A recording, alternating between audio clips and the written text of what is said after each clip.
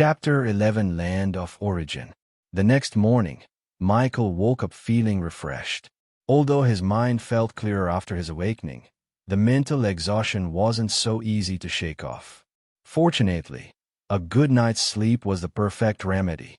Michael didn't immediately get up from his bed but sat on the edge, reminiscing about the events of the previous day. It's amazing how quickly life can change, Michael thought happily. He couldn't have asked for a better turn of events. And the best part was still yet to come. Today's the day I enter the land of origin. I wonder what I'll encounter. Michael's excitement grew as he thought about the new day ahead. After shaking off the lingering drowsiness from waking up, Michael stood up and opened the shades of his windows, letting the morning light flood into his room. It's quite bright. What time is it now? He walked over to his desk, picked up his phone, and saw that it was just past 8 in the morning. He really had gotten a good night's sleep. Aunt Mia should have gone to work by now. Lily should also be in school. With that thought, Michael left his room to check if anyone else was still in the house. But as he had expected, it was empty except for him. Although it was still a while until noon when his delivery from the Supers Association was due to arrive, Michael decided to freshen up and wait. After all, the delivery was supposed to arrive before noon, which meant there was a chance it could come earlier. And he didn't want to leave the apartment without bathing. Besides, once he received his order, he planned to enter the land of origin immediately. He really couldn't wait any longer. Since he had some time, Michael decided to clean up the house. My classmates would probably never believe that even an Awakener still has to clean, Michael mused. Awakeners were like celebrities here, even though little was known about them except for a few clips of them in action. Just like celebrities back on Earth, there were some overzealous fans who probably couldn't imagine their favorite person doing something as mundane as using the toilet. As a few mischievous thoughts crossed his mind, a smile appeared on Michael's face as he happily cleaned up whatever he could around the house. After finishing his chores, Michael brushed his teeth, took a bath, and got dressed. Since the delivery still hadn't arrived, he served himself some leftover rice from the previous day and browsed the Supers Association forum on his phone while eating. Never in either of Michael's lives had he been so interested in studying. It was understandable though. While the information was important and somewhat complicated, it felt like it had been pulled straight out of a fantasy novel, making it far more immersive than academic subjects. Time passed like this, and a little past 11 in the morning, Michael received a phone call from an unknown number. Curious and a bit wary, Michael picked up the call. "Is this Mr. Norman?" A voice came through the phone. Hearing the question, Michael immediately guessed who was on the other end. "Yes, I am," Michael replied as he stood up. "That's great. Mr. Norman, I'm here with your delivery. I'm currently in front of your apartment building, but I don't know which floor you live on." "Don't worry, I'll meet you there. Please wait for me," Michael said, already stepping outside his apartment and closing the door behind him. Perhaps because the apartment building was old, or maybe because the owner was too cheap. There was no elevator. Residents had to use the stairs to reach their floors. It was probably for the best, since if there was an elevator, the rent would likely be higher, and many residents wouldn't be able to afford living here. Luckily, Michael's apartment was on the second floor, so it didn't take long for him to meet up with the delivery man who had brought his goods from the Supers Association. When Michael saw the appearance of the delivery man, he was a little taken aback. The man seemed to be in his late 30s and had a huge physique. But that wasn't what caught Michael's attention. What drew his eye was the mechanical limb the man had in place of his right hand. This world was advanced enough that losing a limb wasn't considered a serious issue anymore. One could easily get a mechanical replacement that functioned almost like the real thing, except for lacking a sense of touch, and, of course, being expensive. However, most people with mechanical limbs also purchased artificial skin to cover them, which was both realistic and far cheaper than the limb itself. There were generally only two types of people who went without artificial skin on their mechanical limbs: those who couldn't afford it and those with a particular sense of style. Seeing as the delivery man wore clothing that deliberately exposed his mechanical arm, he was probably the latter. However, Michael couldn't deny that the man looked quite cool with the exposed mechanical arm, almost heroic, even. "Are you Mr. Norman?" the delivery man politely asked as he saw Michael approaching. "Yes, I am. I assume you have my order," Michael replied, nodding in response to the greeting from the delivery man's partner, who was still in the van. After confirming Michael's identity, the delivery man quickly began offloading Michael's order from the van. There were quite a few items, and even with his improved stats from awakening, Michael knew he'd be left sweating after transporting everything to his apartment. Thankfully, the delivery man with the mechanical limb offered to help, which Michael greatly appreciated. Back in the living room of his apartment, Michael stared at the packages on the ground in front of him, feeling a twinge of pain. $4,000. $4,000. Every time he repeated it, it felt like a knife stabbing into his heart, even as his hands eagerly opened the boxes. Michael hadn't gone overboard just because he had some money in his account when he ordered from the Supers Association store. He had simply followed the recommended list of items for entering the land of origin for the first time and selected those he liked. Half an hour later, Michael had opened all his deliveries and placed their contents into the storage space within his mark of origin. New Awakeners usually didn't have large spatial spaces in their marks, but it was more than enough for Michael's current needs. He didn't change into any of the leather armor he bought or equip himself with any weapons because, according to the forum, nothing on the Awakener follows them into the land of origin. Only items stored in the mark of origin could be brought in, so everything Michael thought he needed was already stored there. Taking several deep breaths, Michael made his way into his room, feeling anticipation, excitement, and a bit of nervousness. According to the forum, connecting one's consciousness with the land of origin meant leaving it behind in the real world, so his body had to be placed in a suitable position before leaving. Michael decided to lie down on his bed. "Let's do this." He concentrated on the mark on his hand, trying to connect his consciousness with the land of origin. Since it was his first time, it wasn't easy, but thankfully, the land of origin was an innate part of every Awakener. It didn't take long for him to finally succeed. Michael's right hand, which was raised in the real world, slowly fell as his body began to softly snore. Chapter 12: Reality Different from Expectation. New Chosen detected. Chosen identity confirmed. You have gained a new skill, Detect. After reading more about the land of origin, Michael often wondered where his initial location would be. Would it be in the middle of a forest, an open plain, or maybe dangerously close to a monster nest? There were endless possibilities, and Michael's imagination ran wild. He hoped that as long as it wasn't anywhere near monsters, he'd be fine. But when Michael opened his eyes, he found himself in a dark room with black brick walls covered in moss. If not for the holes in the roof allowing in some sunlight, the room would have been pitch black. A foul odor filled the air, making Michael gag in disgust. What is this smell? Rotting garbage? Or worse? No, that's not important right now. Where on earth am I? If he hadn't registered with the Supers Association and gained access to information about the land of origin, he might have panicked. However, though Michael knew each Awakener's initial location was random, he wasn't exactly thrilled. The problem wasn't the location itself, but the disgusting smell. Though he wanted to leave immediately, Michael resisted the urge to move. His current location wasn't the worst. At least there were no monsters or erupting volcanoes nearby.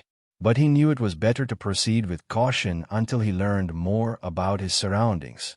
This wasn't just his own hunch. Experienced Awakeners had emphasized caution multiple times in the Tips for New Awakeners forum post. First step, observe your surroundings. Michael turned to inspect the wall beside him. Wall. A wall made of old, weathered bricks. Figures, Michael thought sarcastically as he read the description. He wasn't surprised by its sudden appearance, having expected it. This information was thanks to a new skill he had gained, actually, one that every Awakener received upon entering the land of origin for the first time. Detect. Much like in games, the detect or skill allowed the user to gather information about specific objects they focused on. It was an essential skill for both new and experienced Awakeners alike. However, detect had its limitations. For one, it couldn't reveal information about living beings significantly stronger than the user. If the target was more than 20 levels above the user, a detect simply wouldn't work. Conversely, the skill provided more detailed information when the user's level was significantly higher than that of the target. A detect could also improve over time, providing more details as the user's knowledge grew.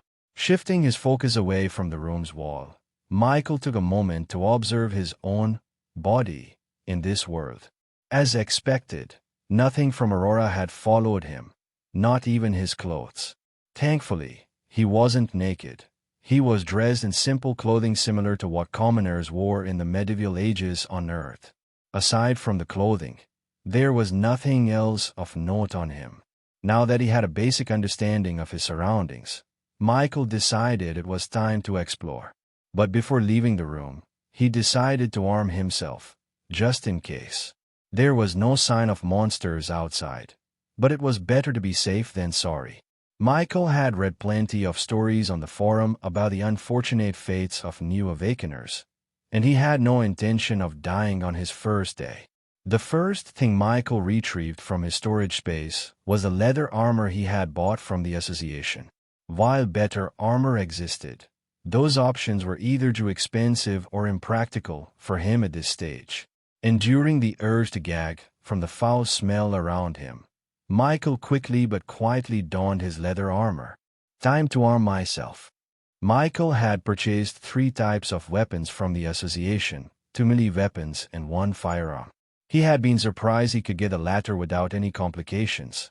Apparently, his status as an Awakener was all the license he needed.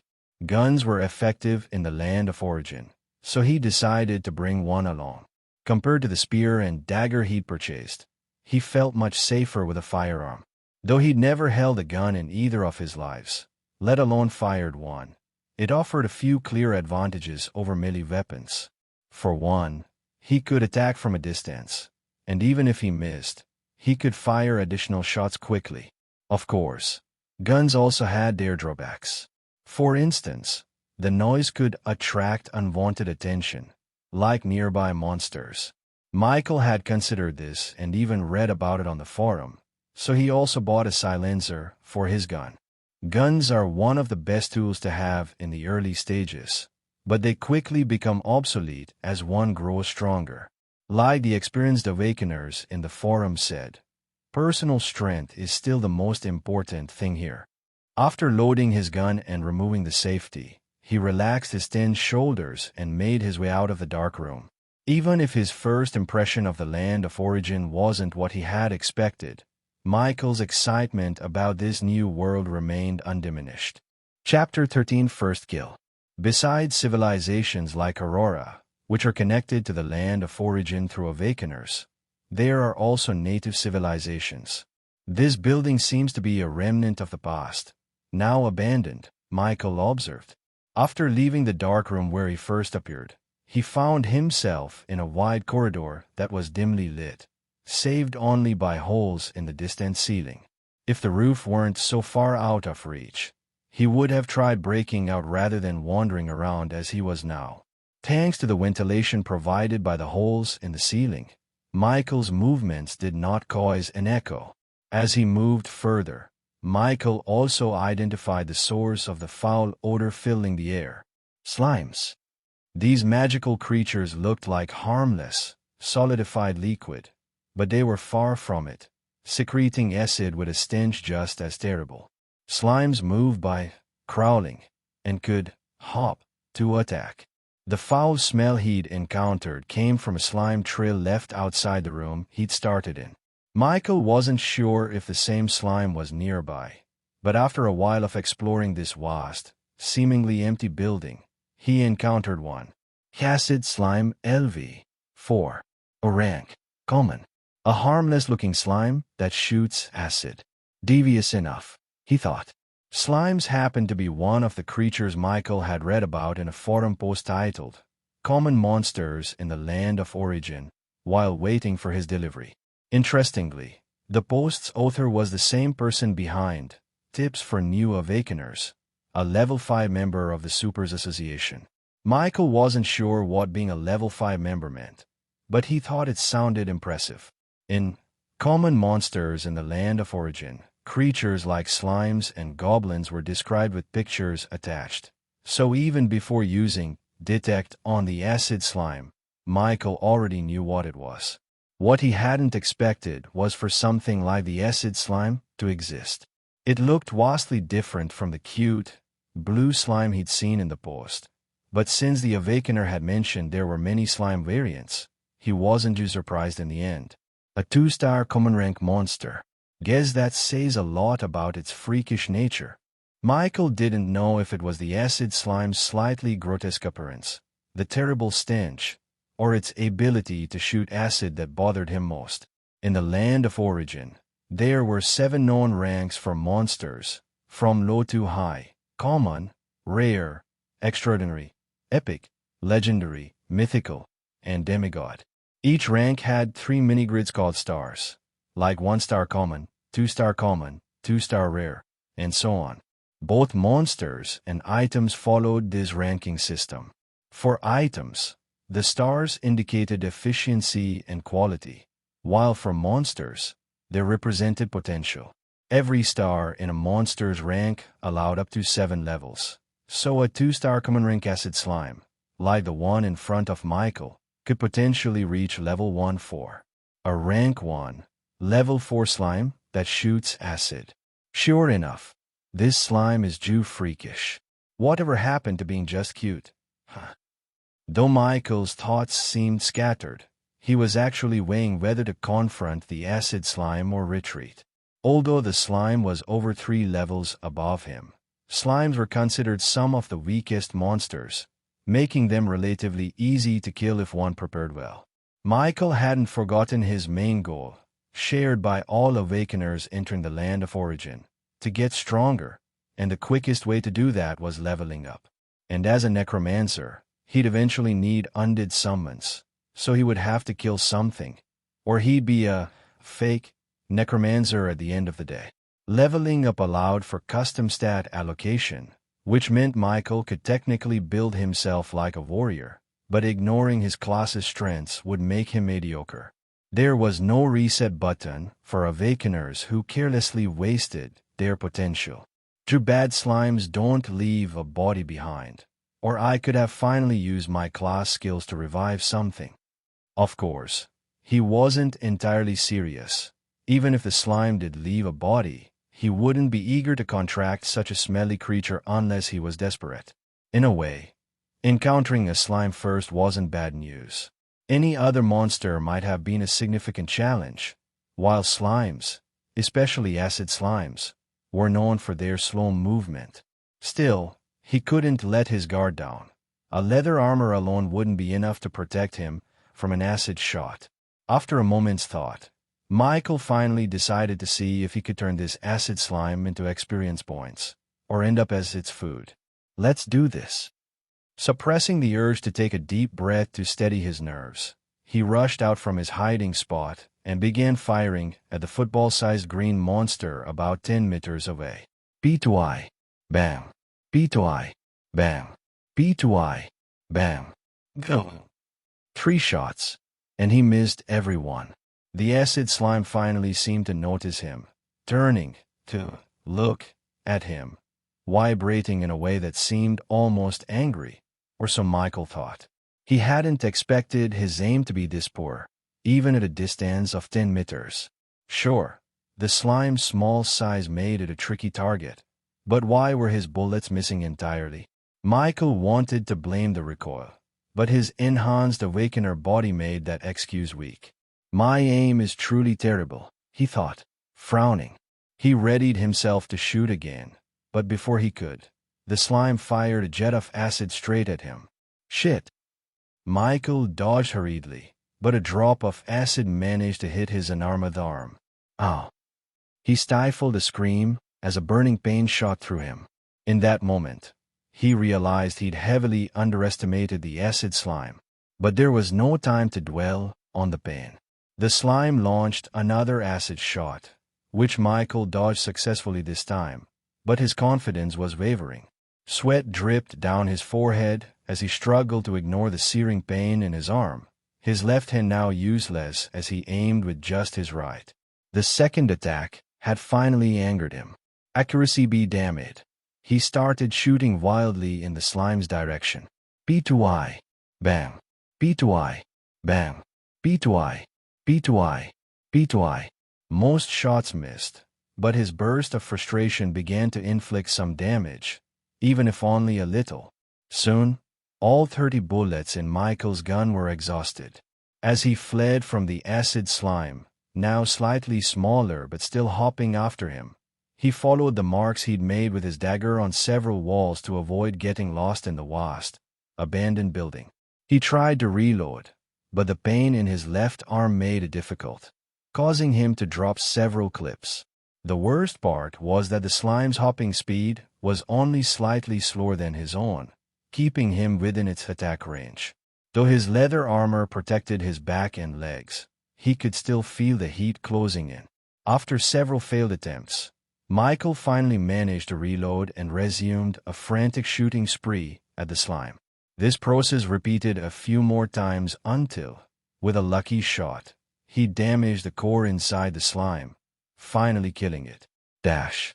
You killed a common LV4 acid slime. You've gained 45 experience points. You killed a monster 3 levels higher than your own, earning a 4x experience multiplier.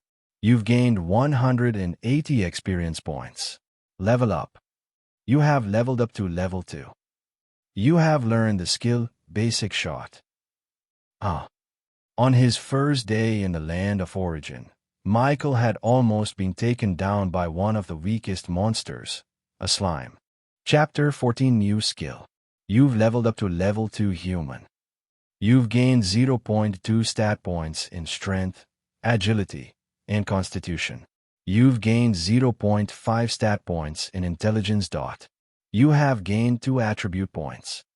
You've leveled up to level 2 Necromancer Apprentice. You've gained 0.1 stat points in Strength and Constitution, 0.3 stat points in Agility, and 0.5 stat points in Intelligence. You have gained 4 attribute points.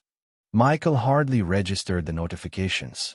It felt like he was about to die, his whole body burning as if it were engulfed in flames. A section of his left arm looked mutilated, horrifying to even glance at. Suppressing the urge to scream, Michael took out one of the health potions he bought from the Supers Association store. He hadn't imagined he'd need it less than 2 hours after first stepping into the land of origin. Despite the warnings about not treating the land of origin like a game, part of him still had. It fueled his excitement, filling him with visions of leveling up like the protagonist in some cheap novel, rising to the peak of this world and beyond. Perhaps it was his teenage optimism that kept him hopeful, or maybe he was unconsciously slipping into the role of an 18-year-old despite already being an adult back on Earth.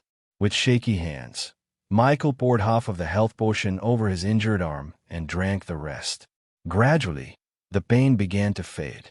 The potion worked like magic, and Michael watched, as new flesh formed over his wounds.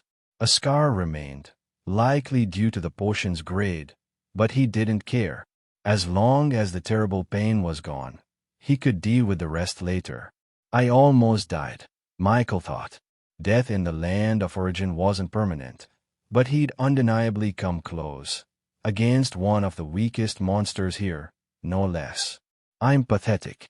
Drew naive. Too inexperienced. Too reckless.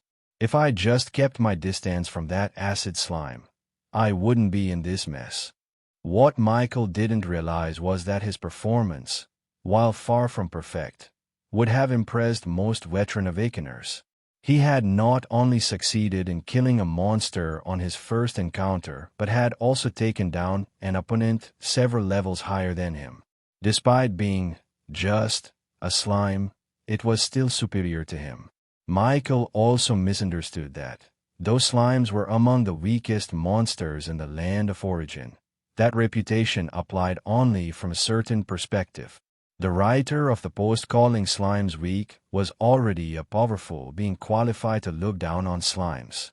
For many, especially new Awakeners, slimes were no joke, and underestimating them had been Michael's first mistake. Both the Michael from Earth and the one from Aurora shared a tendency to be unrelenting with themselves. Growing up as an orphan had forced him to mature quickly and shoulder responsibilities, leaving him with little patience for his own mistakes. This same trait made him feel little sense of accomplishment at defeating the slime he subconsciously disdained as weak. After sitting in silence for a long while, Michael's messy emotions finally calmed, and he began to focus on other things. This scar won't follow me to the real world, right? Michael glanced uncertainly at the ugly scar on his left arm. Something remarkable about the bodies of Awakeners in the land of origin was how closely they mirrored those in the real world. They could be considered perfect clones, in sync with their counterparts. This replication was so complete that even pain was experienced just as intensely here as in reality. Recalling his recent encounter with the acid slime sent a shiver down Michael's spine. I hope I don't develop PTSD over slimes. That would be too pathetic. After examining the scar a bit longer, Michael decided it was unlikely to follow him back to reality. The primary function of this body was to synchronize any strength he gained here with his real body. However, it seemed he'd have to bear the scar here until he died. According to posts on the Supers Association forum, an Awakener's body in the land of origin functioned much like a real one, independent from the original, requiring food and other sustenance. It wasn't just data like in a game. This was also why death here only counted if the entire body or major organs were destroyed. Losing a limb wouldn't kill him, but it would leave him crippled in this world.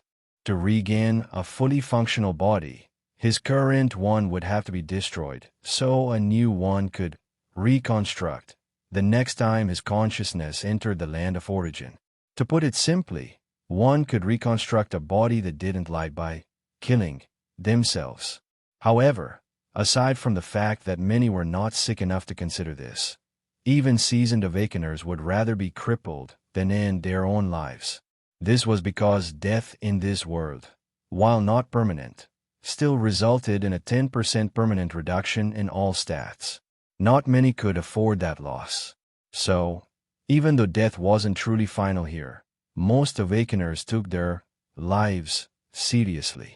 By now, Michael had recovered from his life and death battle with the acid slime and could finally focus on something he'd been putting off. I leveled up. Though his performance against the acid slime left much to be desired, Michael wouldn't turn down the experience points. He had a problem with the slime, not with its generous experience reward. Status: name, Michael Norman. Class: Necromancer Apprentice. Level: 2, 1. EXP: 80 by 250. Strength: 1.6, 0.3.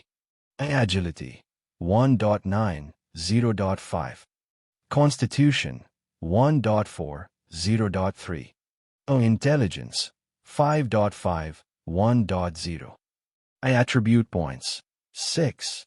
Skills: Undead Summoning, Undead Revival, Detect, Basic Shot, New. Talent: Infinite Evolution. Class Skill: Contract Slot, 0 by 4. Gift: Mark of Origin. Compared to how it looked when he first awakened, Michael's status screen now appeared significantly different. The first thing he noticed wasn't the change in his level or stats, but his skills section. Aside from the 2 class skills he'd had since awakening, entering the land of origin had granted him to more, which stood out. Michael already knew the function of his first 3 skills. Undead summoning, a primary skill that allowed him to summon and dismiss undead at will. Undead revival, his true core skill, enabling him to create undead summons in the first place. And detect, a basic scouting skill used for gathering information. Now, there was a new addition. Basic shot, basic mastery, proficiency, 0.6%. Fires a single, accurate shot at the target with standard damage. Seems like something that belongs to the archer class, Michael thought. Michael was, in fact, correct. Basic shot wasn't just any ordinary skill for the archer class. It was one of its core skills, akin to how Undead Revival was for him. But since this was an archer class skill, how and why could Michael learn it? Class skills were called class skills, not because only one class could learn them, but because specific classes could maximize their potential. For example, Undead Revival was a skill other classes could technically learn, but non-necromancers couldn't make full use of it. Even if another awakener learned Undead Revival and Undead Summoning, the number of undead summons they could control would be limited, unlike necromancers like Michael, who unlocked extra slots with each level up. Interestingly, contract slots were also used to gauge talent for classes like necromancers and beast tamers. Just because 2 individuals awakened the same class didn't mean they were on equal footing, especially when it came to contract slots. For instance, Michael had 2 starting contract slots, gaining to more with each level. However, there were rare individuals with 5 starting slots, meaning that by level 10, while Michael would have 20 slots, they would have 50. This was one way classes reliant on contracts were graded. Returning to class skills. Class skills weren't exclusive to specific classes but were optimized by them. When Necromancer classes learned Undead Revival, they would start at basic mastery, and raising proficiency would be challenging.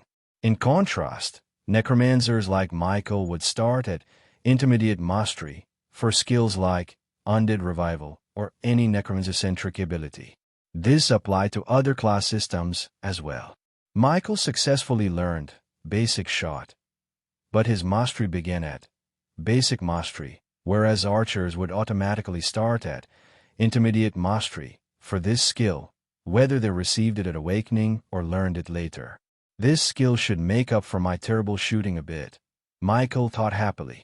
He had no intention of avoiding more monsters just because of his experience with the acid slime. Though he didn't enjoy pain, who would? He wasn't a coward. Shifting his focus away from his new skill, Michael began to examine the changes that had occurred after leveling up. Chapter 15: Killing More Slimes. Our name, Michael Norman. Class, Necromancer Apprentice. Our level, 2-1. EXP, 80 by 250. A strength, 1.6, 0.3. Our agility, 1.9, 0.5. Constitution, 1.4, 0.3. Oh, intelligence, 5.5, 1.0. I attribute points, 6. Skills, Undead Summoning, Undead Revival, Detect, Basic Shot, New. Talent, Infinite Evolution. Class Skill, Contract Slot, 0/4. Gift, Mark of Origin. My stats have increased, was the first thing Michael noticed. He hadn't felt anything earlier, which made sense, as pain had been all-consuming. But after seeing the digital representation of his stat increase, Michael paid attention to his body and finally noticed it. He stood up and tried a few movements to gauge how much his stats had risen. So this is what it means to level up, he thought in awe. Since his awakening, this was only the second time Michael felt his body was different. He figured it would only become more pronounced as he leveled up. Now he was only level 2. But what about when he reached levels like 50? By then, even his less relevant stats for his class, like strength and constitution, would likely reach superhuman levels. Among his stats, Michael noticed that intelligence had increased the most. However, it was currently useless, as he had no way to use mana yet. The intelligence stat didn't make one smarter. It simply represented an Awakener's total mana and their ability to learn things quickly, like spells. Thanks to his human race and Necromancer class, which each provided 0.5 stat points in intelligence, Michael now had almost 6 times the average intelligence of a typical human. The stats system for Awakeners factored in their race to determine their strengths.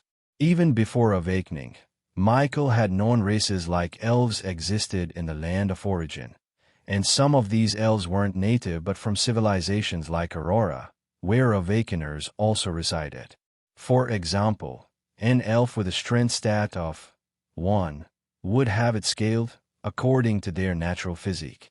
So, if elves were naturally stronger than humans, a single point increase in their strength stat might equate to what would be the points for humans. This system reminded Michael of the class system, where some classes had inherent advantages over others.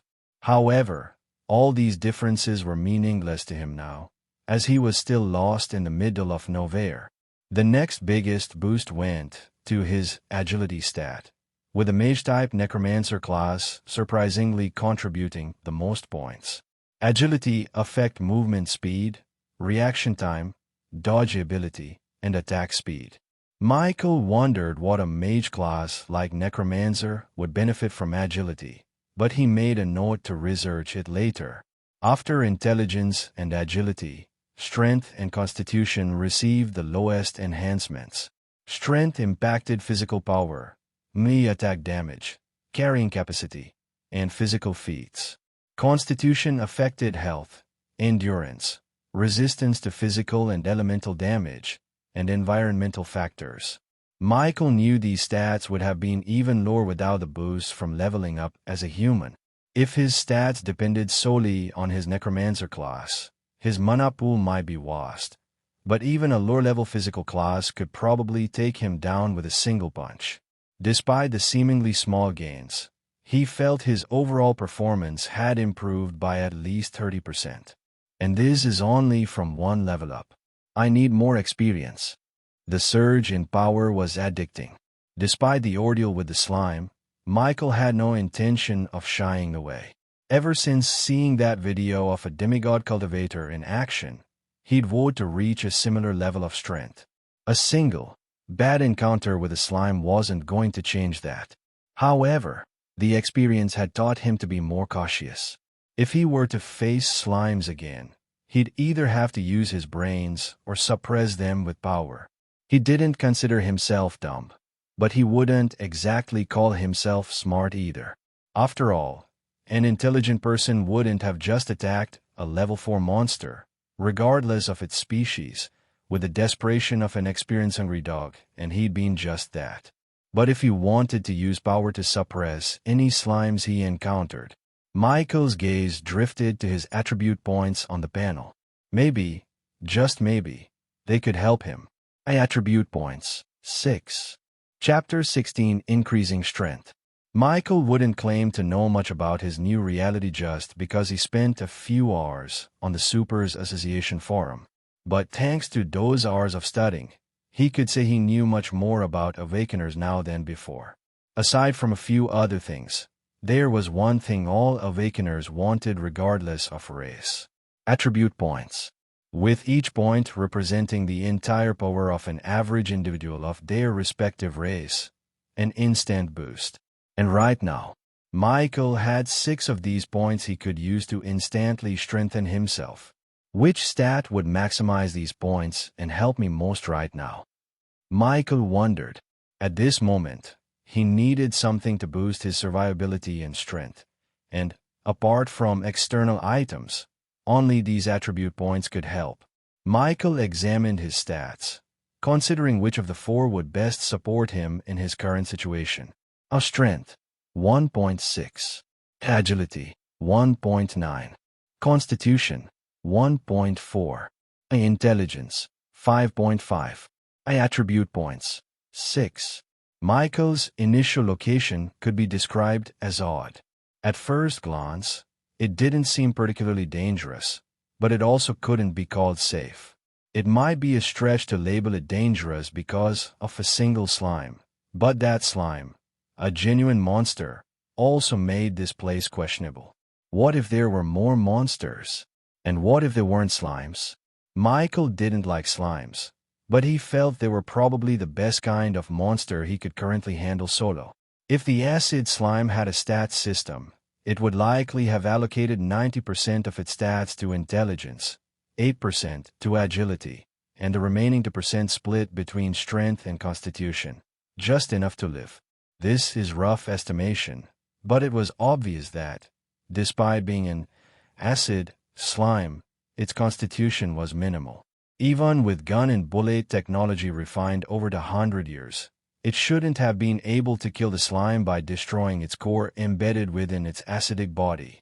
It was only now, as Michael had time to think, that he realized just how incredibly lucky he'd been. If he had encountered any other monster, like a wolf, with 90% of its stats in agility, he'd probably be at home right now, cooking something for his cousin. Monsters were supernatural beings, so even a wolf's speed would be terrifying. A normal wolf is already faster than an average human, so a wolf monster would be a nightmare to escape. A slime, in contrast, was manageable. With a long-range weapon, it could be defeated without risking close contact. But without one, getting close enough to kill an acid slime was almost suicidal. Just one wrong step could lead to excruciating pain, a worse deterrent than even the consequences of death.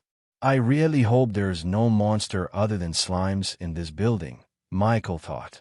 As for hoping for no monsters at all, that wasn't his wish. He was greedy for the experience points. Okay, it's decided. I'll choose agility and constitution. For a necromancer to choose these stats seemed wasteful, but Michael had no choice. Right now, he was a fake necromancer without a single undead summon or spell to cast.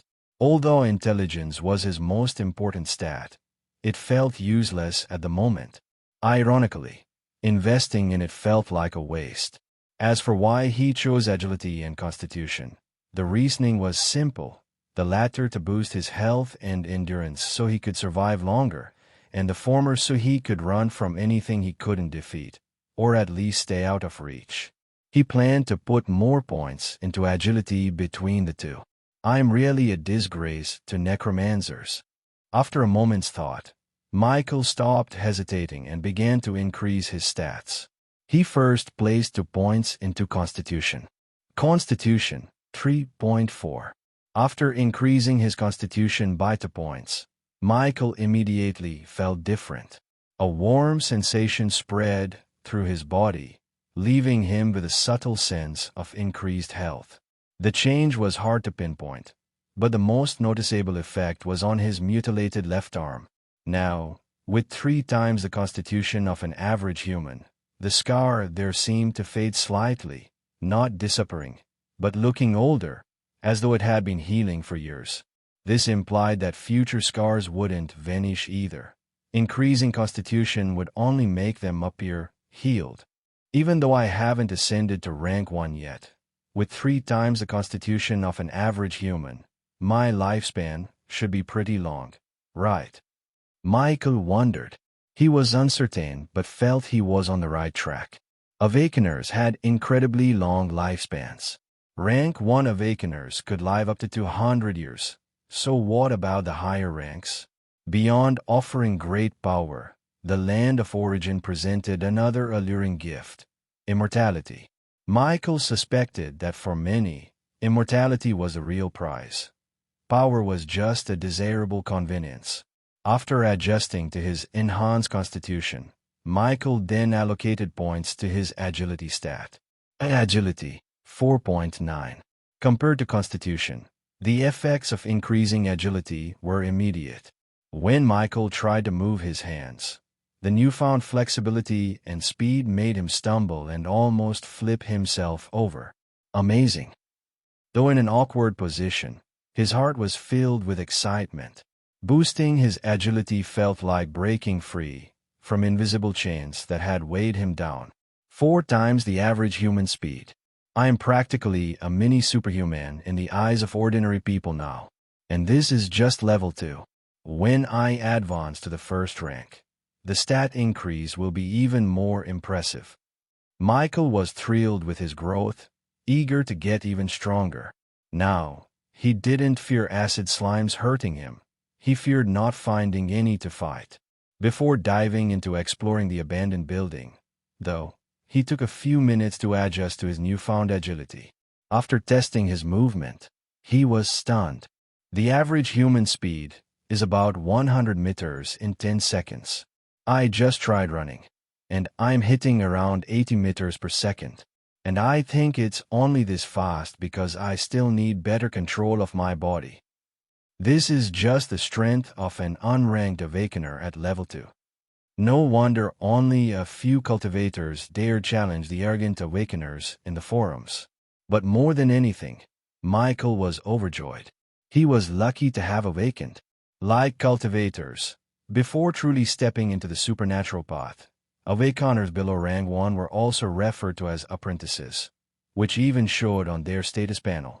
But considering his current strength, even a new rank 1 knight might not necessarily be as strong as he was now, right? Are cultivators really that weak? No, I can't think like that. Michael quickly scolded himself, sensing a hint of arrogance. That wasn't a good path, lest he become conceited. The waters of this world run deep. I'm not qualified to look down on anything yet. After calming down, Michael also recognized that his distribution of attribute points as a necromancer was clearly off. It was better to excel in one thing than to be mediocre in everything. But the issue was, he didn't have a choice. Right now, strength mattered most for leveling up, and more importantly, survival.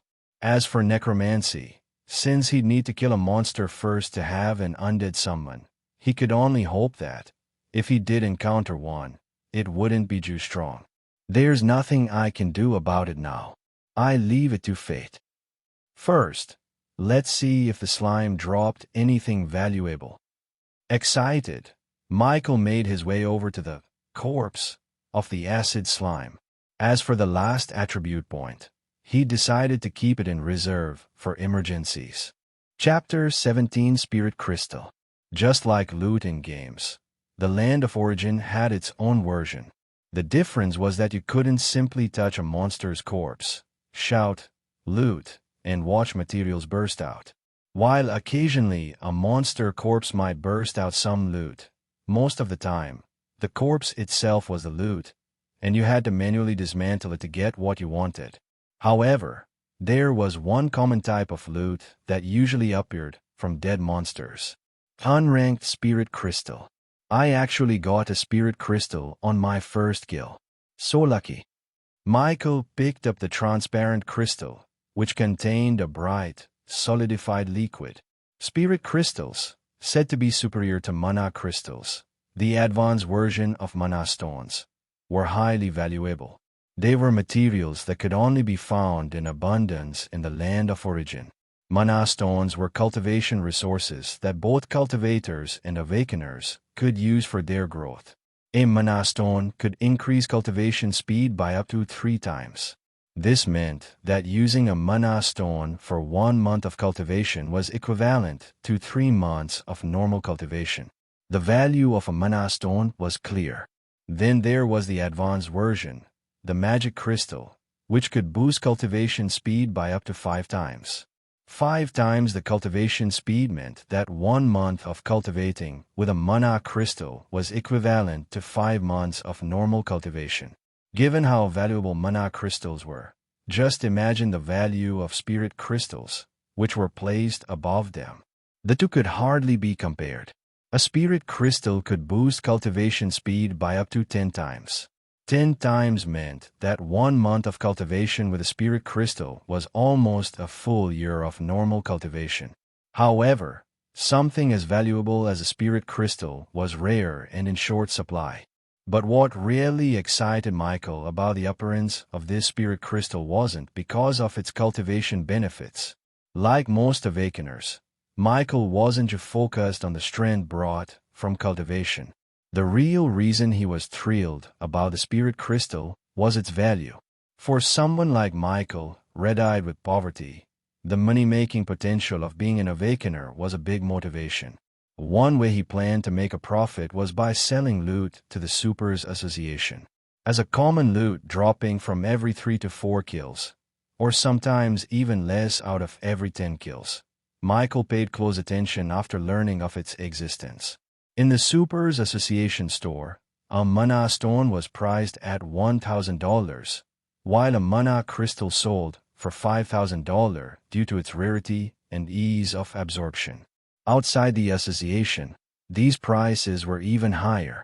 A spirit crystal, thanks to its rarity and the pure, easily absorbed mana it contained, was valued at a whopping $20,000. $20,000. Though the selling price would differ from the store price, Michael estimated he could still get over $15,000 for it. It was clear why he was so thrilled with this find. To think I'd make my monthly allowance from the Supers Association on my first outing. Truly, being an Awakener was a fast track to riches. Michael was pleased, but he grew a bit conflicted upon remembering another use for the spirit crystal. Aside from boosting cultivation speed, mana stones, mana crystals, and spirit crystals could also help recover exhausted mana, though this was often seen as wasteful. However, certain energies, like soul energy, couldn't be replenished by mana stones or crystals. He had seen some posts on the Supers Association forum mentioning souls, but the topic felt distant and complex. Michael figured such topics would be covered in an Awakener Academy, if he ever managed to get into one. Though Michael didn't think much about the topic of souls, he knew soul energy was tied to something he possessed, a talent. Talents were considered an advanced form of spells but were more powerful, as most skills couldn't match their capabilities. Talents didn't require mana to use. Instead, they needed soul energy, a resource no Awakener could ever have enough of, making talents a sort of pseudo-trump card. Since soul energy wasn't the same as mana, it couldn't be restored by mana stones or crystals. If an Awakener didn't want to wait for soul energy to recover slowly on its own, a spirit crystal could be used to replenish it. This made spirit crystals especially valuable to supernaturals who relied on soul energy, not just Awakeners or talent holders. Michael had a talent, which was why he felt conflicted about using the spirit crystal, even though he never actually used his talent. Talents were powerful abilities, and though Michael tried not to be bothered by his current inability to access his, he couldn't shake a sense of discomfort. Would I be able to finally use my talent if I absorbed this spirit crystal? Michael was uncertain. This hesitation made him take a while to decide. Michael, look at the bigger picture. Money is good, but strength is better. If I can get one spirit crystal, I can get another.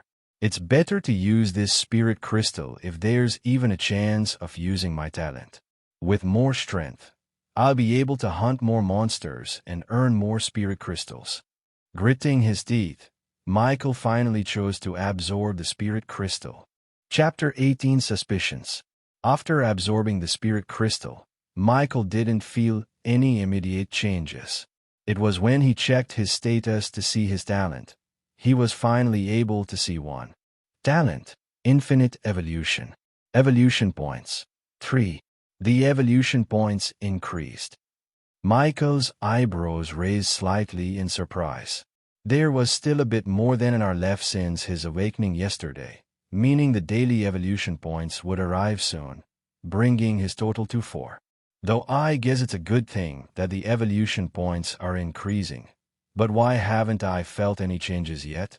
Do these points need to accumulate to a certain level before I can use my talent? Michael speculated. He also had another suspicion about his talent. Maybe my talent is linked to my class for activation. From what I read on the forum, that's a common issue. Perhaps I need an undead summon first before I can use my talent. Michael sighed as he thought about it. He wanted an undead summon Jew. But unless he encountered another easy monster like the slime in this building, which he didn't think was likely, he couldn't do much. For now, he would just have to go with the flow. Maybe the Supers Association forum has a solution. I'll make sure to research it after I'm done here. Even though he had used the precious spirit crystal and still couldn't use his talent, Michael tried not to feel bad about it. At least he had gained something in return, even if it wasn't usable yet. Shifting his focus away from his talent, Michael turned to the other loot from the acid slime's corpse. It was the slime's core. The core was scattered a bit on the ground, likely from the shot that killed it. I don't know if this is worth anything, but I'll take it just in case. Not willing to throw anything potentially valuable away, Michael gathered the acid slime's core, which was about the size of a ping-pong ball, and placed it into his mark of origin. Afterward, he retraced his steps back to where he first encountered the slime, following the trail it had left behind. Michael did this to gather the bullet casings he had dropped while trying to distance himself from the slime's acid shots. Unfortunately, some bullets had been destroyed by the acid slime during the chase, though a few managed to survive intact. Of course, just because the casings were damaged didn't mean Michael was letting go of the intact bullets inside. Every bullet was worth money, and he wasn't about to be generous and leave them to nature. After gathering all the casings he had dropped, Michael returned to scanning his surroundings. At first, I wasn't sure, but after so many turns, I think this place might be a dormitory or at least a place where a large number of people once lived, judging by the large rooms and structure of the building. Michael was still unsure, as he had only explored a small part of the building and couldn't make an accurate guess yet. Let's keep exploring and see if there are any more monsters in this building. Hopefully, they'll be slimes, preferably nothing too freakish. It wasn't that Michael was afraid of other types of monsters. His experience told him that slimes were the only creatures he could handle in his current state. Only rabbits could come close. Had he been closer to civilization, he might have even received a quest to hunt such creatures.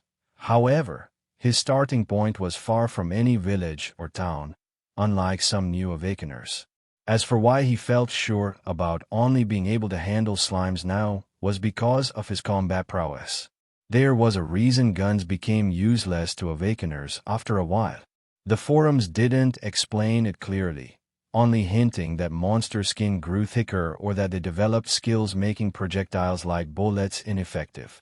However, after raising some of his stats, particularly his constitution, Michael started to understand a little. Our strength, 1.6. Agility, 4.9. Constitution, 3.4. Intelligence, 5.5. Attribute points, 1. With nearly 4 times the constitution of an average human, Michael's enhanced constitution affected his health, endurance, and resistance to both physical and elemental damage, as well as environmental factors. He suspected that even a bullet shot at him might not cause serious harm. He might not even bleed due to the increased toughness of his skin, just as a lighter wouldn't harm an average person. With his constitution now 3 times that of a typical human, Michael had reason to believe he'd be much harder to kill with ordinary weapons. If this was true for him, then what about monsters? Though attribute points gave Awakeners a substantial, almost unfair advantage, just like a cheat, making them stronger than most monsters at the same level, there were still higher-level monsters that demanded caution. Some of these could have a constitution equal to or even greater than his, depending on their species, monster rank, and number of stars. Compared to those stronger monsters, creatures with relatively weak bodies, like acid slimes, were indeed the safer opponents for a newbie like him. Michael didn't dwell on these thoughts for long. Shortly after moving through the large building he suspected had once been a residential area, he encountered his second monster. However, he was conflicted by the sight in front of him. Should I be happy or not? Acid Slime LV7. A rank. Common. A harmless-looking slime that shoots acid. Chapter 19 Clearing the Space. 1. Just as Michael had hoped, he encountered another monster. It was another slime, just as he wished.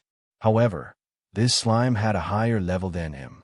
While Awakeners shouldn't be judged solely by their level, thanks to attribute points, there's a reason the saying, "Fight according to your level," exists. Although a level 7 acid slime didn't necessarily mean it would be much harder to kill due to a slime's naturally weak constitution, its acid would likely be more potent than the previous one. However, with my current constitution and speed, could I actually take on this slime head-on? Michael wondered. Monsters didn't have attribute points like Awakeners, so any increase they got as they leveled up was purely based on their race. If Michael relied solely on the stat increases his human race naturally provided, 0.2 in all stats and 0.5 in intelligence per level, he'd only gain 1.8 in strength, agility, and constitution and 4.5 in intelligence by level 10. He'd be stronger than other humans, but nowhere near as powerful as he was now with his attribute points. This was why attribute points felt like cheats. With attribute points, even a level 7 monster shouldn't be too tough for Michael if he planned well. For the acid slime, avoiding its acid shots would lower the danger significantly. Of course, Michael only considered this. Until his gun proved ineffective, he preferred long-range combat with monsters. It wasn't that he lacked close combat skills. By the time students left high school in the real world, most had basic combat training. Due to the combat-oriented nature of Awakener and Cultivator professions they could potentially have in the future. Though he wasn't the top in his class, Michael had learned some close combat skills. But knowing how to fight didn't mean he could automatically apply it well in a real encounter. Michael stared at the acid slime, about 20 meters away and slowly crawling further. If it had been farther, his detect awe skill wouldn't have worked, as unranked Awakeners could only use it within such a limited range. I wonder if basic shot will be effective at this distance, Michael thought, uncertain. Unlike detect which was arguably unique, other skills, even class skills, had clear limitations and mastery levels. Our detect had its own limitations, but notably, it didn't have a mastery level. Unlike other skills, which started from basic mastery or class skills from intermediate mastery, a detect had no mastery rank. One unique feature was that, like a talent, it didn't use mana, yet unlike talents, it also didn't require soul energy. The only valuable information he found in his research was that detect could be considered a passive skill, a rare type that required no mana to activate and function constantly. Active skills, in contrast, needed to be manually activated using energy. Yet, despite this classification, detect still didn't quite feel like a typical passive skill. Michael was intrigued by the nature of the detect skill, but when he searched the forums, he found only basic information, with no mention of its unique properties. His first thought was that this was due to his authority level in the Supers Association, which was only level 1. If detect required a higher authority to learn more about, it confirmed its unique nature. Perhaps, he thought, it might even have something to do with the uniqueness of the land of origin itself, rather than just the skill's effects. Other skills, however, were generally more straightforward once one became familiar with them. Most skills didn't mean immediate effect upon activation. Just because an Awakener had a fireball or skill, for instance, didn't mean a fireball would instantly appear upon activation. Instead, activating a skill provided the caster with knowledge and an instinctual feel for its workings, making it easier to use. The higher the skill's mastery, the deeper the knowledge and ease of use. Take basic shot all, the skill Michael acquired. Activating it wouldn't immediately fire a bullet. Instead, it would instinctively guide him on how to hold the gun, aim, and shoot, an improvement over his earlier, more random attempts. As his mastery all improves, the more the skill would feel like second nature to him. Chapter 20 Clearing the Space 2. As thoughts raced through Michael's mind, he raised his gun, aiming at the distant acid slime. Michael quietly activated his skill. Basic shot a dot. Immediately, he felt an instinctive awareness. His grip was wrong.